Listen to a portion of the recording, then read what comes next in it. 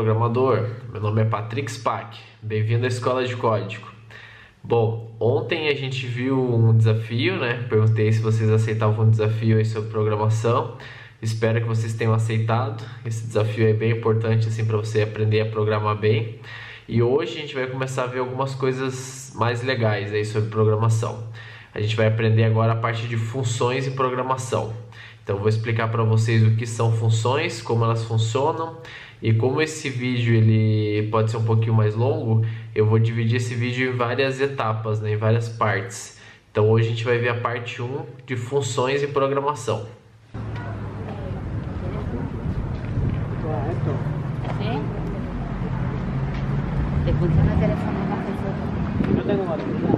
O objetivo principal de uma função é você reutilizar código que você já desenvolveu no seu software. Então, uma função, quando ela é escrita, você consegue reaproveitar esse código em vários lugares do seu software.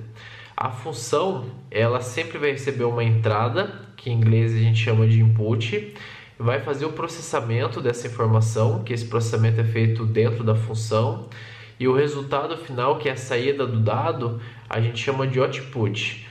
Então, o objetivo da função é receber uma informação no input, processar essa informação e devolver uma saída que é um output. Esses nomes input e output você vai escutar muito aí em programação, é bem comum. E o objetivo da função é exatamente essa.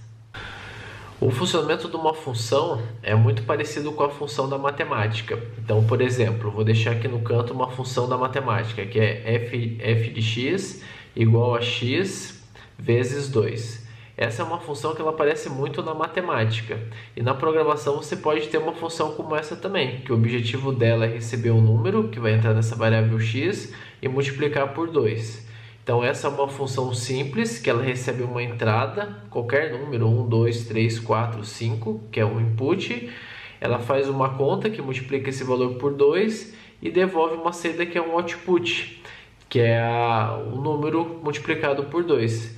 Então esse exemplo aqui é um exemplo na matemática. E a gente consegue trazer esse mesmo exemplo para o mundo da programação. A gente consegue trazer essa mesma ideia de função também para a programação, onde ocorre um input, um processamento dentro da função e um output.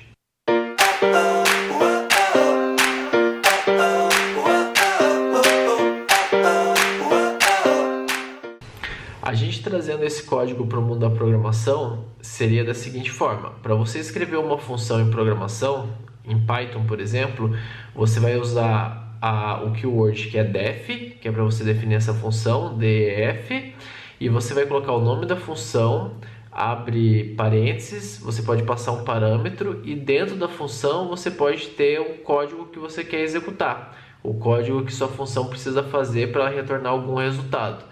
Então pode ser multiplicar um número, pode ser, por exemplo, juntar umas palavras numa string, pode às vezes ler um arquivo, gravar alguma coisa do banco de dados. Uma função ela pode fazer N coisas, né? E ela é muito usada em programação exatamente por isso, porque o seu código fica mais organizado, mais acoplado, e você a qualquer momento consegue reaproveitar esse código. Então aquela função que a gente viu agora da matemática, agora há pouco, como a gente escreveria ela em Python?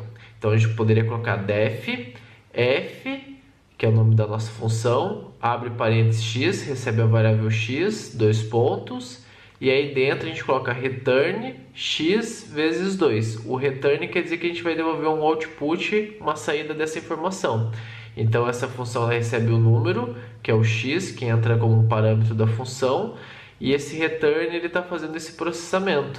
Então ele vai multiplicar o valor que entra como x vezes 2 e vai retornar esse valor para a gente. O que a gente pode fazer agora? Agora a gente pode chamar essa função para ela imprimir para a gente o valor de uma conta.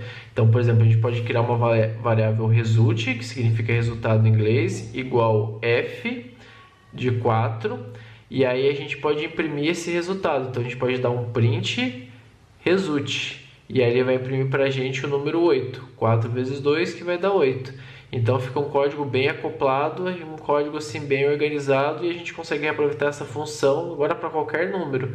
Então começa a ficar mais inteligente aí o nosso software que a gente está desenvolvendo.